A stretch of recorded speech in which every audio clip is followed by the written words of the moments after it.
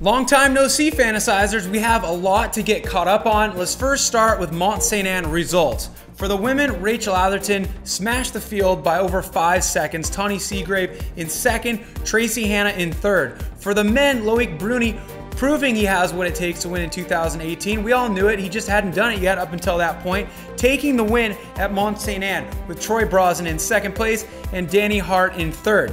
So that's how the racers did. Let's talk about how you did. HILLYBADLINE'S took away all the prizes, the BONTRAGER line, Elite Dropper Post, and the Line Pro Cockpit. HILLYBADLINE'S had LOIC BRUNI, Amory Pierron, Lucas Shaw, Dean Lucas, Monica Rasnick, and Mariana Salazar on their team. So congratulations, hopefully those parts are already firmly attached to your bike and you've been riding them and enjoying them. Moving on to the next race, Bresse, France. First thing we have to talk about, because it pretty much was the chatter of the internet for a couple days afterwards, it kind of still is, that big scrub that Aaron GWIN had. A new strategy for a scrub, going off the side of the lip, somehow making it back to the middle of the landing. That was impressive, more impressive than his result, because he had a crash and didn't get the result he was hoping for. So all eyes will be on him for World Championships next week. He looks to be healed up. He's never won World Championships, so it's gonna be really exciting. You know he wants to win that one.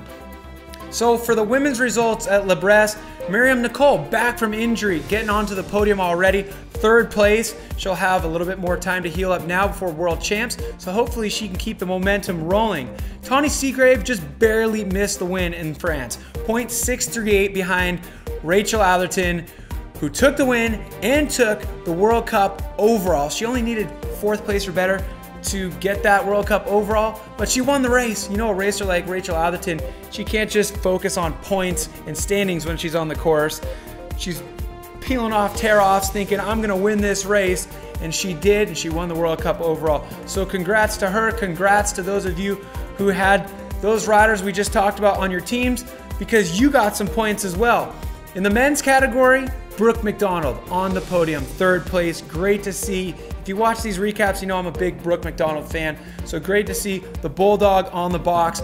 And another really exciting thing to see was G. Atherton back onto the podium. He's been riddled with injuries, had that pelvic fracture last year, and he's been not giving those results that you'd expect from a G. Atherton, a guy who's been the world champ in the past. He can always be counted on for good results, but this season has been something else for him. But to get onto the podium, the last race of the season, it's great. Very unfortunate though, British Cycling didn't choose him for the World Champs team for England. He's had 6 Worlds medals. He's flown the rainbow colors before.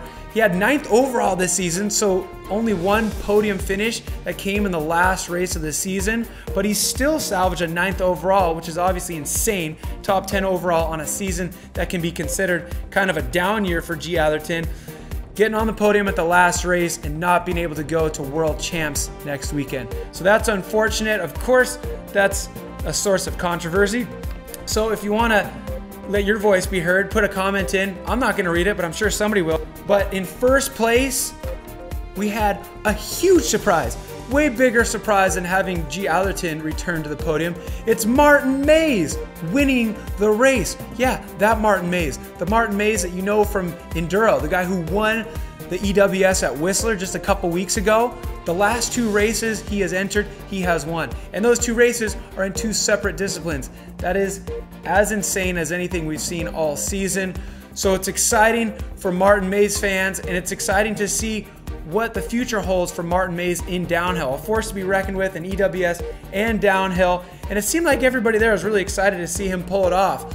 A crazy, muddy race. Everybody who got a top to bottom run without a crash pulled off an amazing feat of bike handling mastery, and MAES put it to all of them. He even almost fell.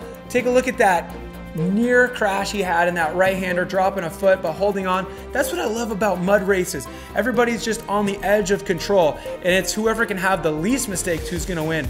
So MAES, big ups to you. And if you had him on your team, way to go, because I'm sure there aren't too many people out there who are expecting MAES to win the race. One person who did play their cards right and perhaps has access to some sort of magical crystal ball was Juan Pedro. Juan Pedro had MAES on their team. They had Anne-Marie on, Brooke McDonald, Matt Walker, Rachel Atherton, Monica Rasnick, and for that team, Juan Pedro won a Bontrager line wheel set.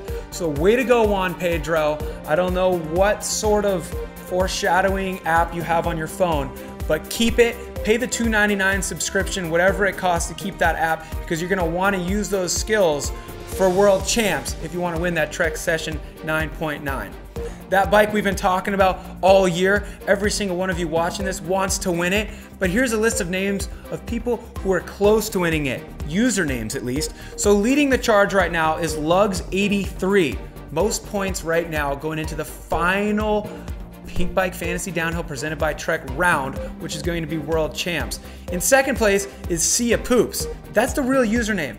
That's cool. I don't know if this is some kind of crazy coincidence or if your username is related to our little show here, but right on. Keep up the good work, and I hope you win the downhill bike, Sia Poops. In third place, PDB18 has the third most points going into the final round. That is some sort of crazy robot sounding username. I prefer Sia Poops, so I'm rooting for you, Sia Poops.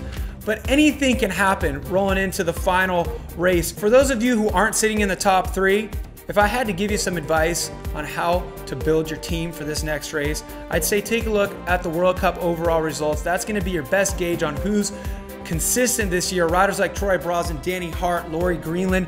For the men, of course, Anne-Marie Pierron, because he won 3 races this year. For the women, obviously Rachel Atherton and Tahnee Seagrave, but they're gonna cost you an arm and a leg. If you can't afford them, then I'm gonna be looking at names like Monica Rasnick and Marine CABIROU. So keep that in mind. But another thing that you can't forget is that Aaron GWIN appears to be healthy. He was riding fast in Bresse. Unfortunately, he had a crash. That's the reason why he didn't get a great result, but his thumb looks to be healed up enough to where he can reinvent the scrub. You saw that clip. So if you can afford him, put Aaron GWIN on your team. He's never won a world championships, so he's gonna be willing to do whatever it takes to win that. He was on a 29er at Bresse. That's interesting. I'm sure you're all gonna be talking about that. Will it be the game changer so that he can finally win the Rainbow Stripes? We're just gonna have to wait and see. But luckily, we're not gonna have to wait for very long. Get your submissions in before September 7th, and then we'll see you this weekend. We'll have one last recap show. Who knows, maybe we'll even call the person who wins the Trek Session 9.9, FaceTime them in. Watch the race, enjoy the last race of the season for Pinkbike Fantasy Downhill presented by Trek. We'll see you after World Champs. Bye-bye, poops.